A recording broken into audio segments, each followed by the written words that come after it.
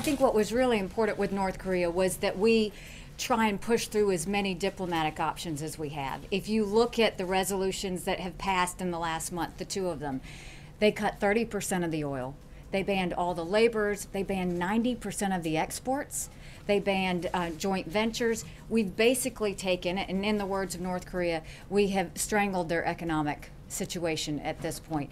That's going to take a little bit of time, but it has already started to take effect. What we are seeing is they continue to be provocative, they continue to be reckless, and at that point, there's not a whole lot the Security Council is going to be able to do from here when you've cut 90% of the trade and 30% of the oil. So having said that, I have no problem kicking it to General Mattis because I think he has plenty of options. We ought to make clear what's different about this approach is that we're out of time, right? As Ambassador Haley said before, we've been kicking the can down the road and we're out of road. And so for those who have said and have been commenting about the lack of a military option, there is a military option.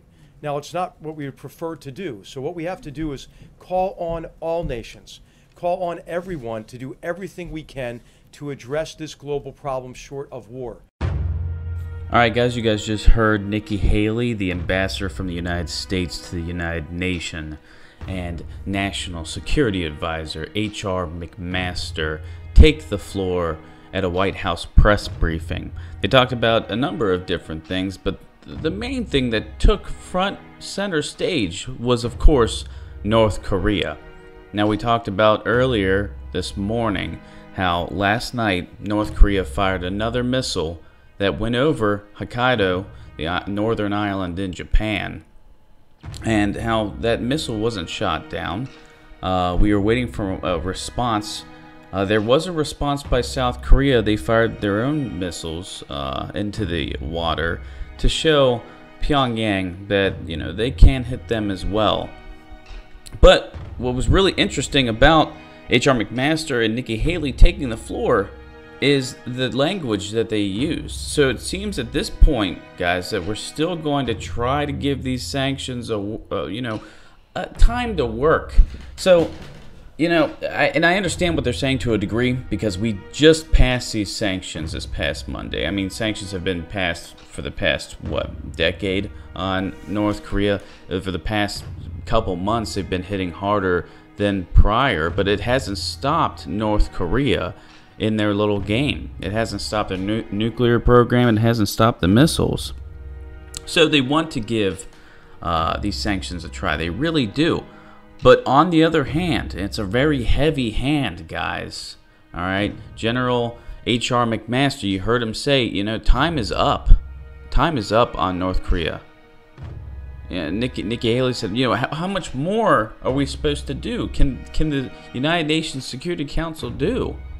When you botch 90% of their trade, guys, you just completely get rid of it.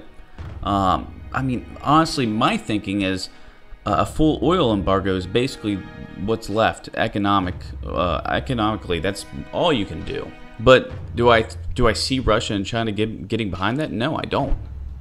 So we're getting to a point where the military option will be the only option. How long they wait for that to be the only option, now that's what we have to ask ourselves. That's what we have to see. Because I don't know if you guys have noticed this, but since basically the latter part of July, after these missile tests or after a provocation by Trump and the White House, it seems like they've been less, forward, you could say, on their responses to these provocations. You've seen less tweets. You've seen the White House kind of take a step back, go to the United Nations, and then make a statement.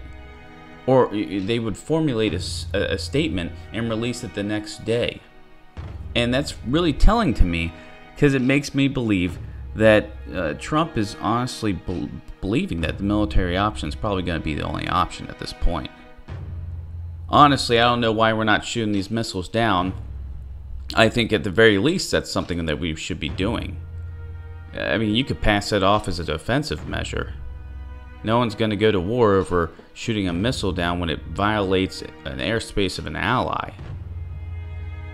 You know, it's just getting to the point where, yeah, we don't want war, guys, but we need to try something different. Shooting down these missiles could be a start. A naval blockade to, you know, really make sure they're not getting any of these imports of oil, or this trade isn't happening. That would be my next step, because something needs to be done.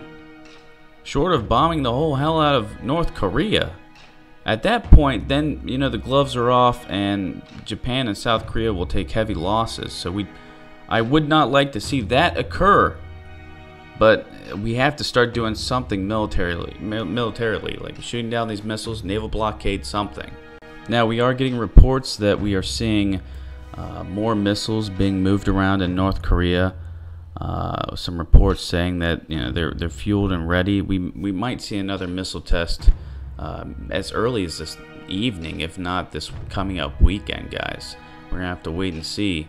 And at that point, how do we not shoot one of these down? You gotta ask yourself, something behind the scenes has to be in play at this point, guys.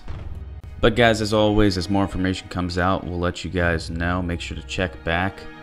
Enjoy your Friday. Have a beer. Have two, if need be. Say a prayer, because we need them. And keep your eyes to the skies.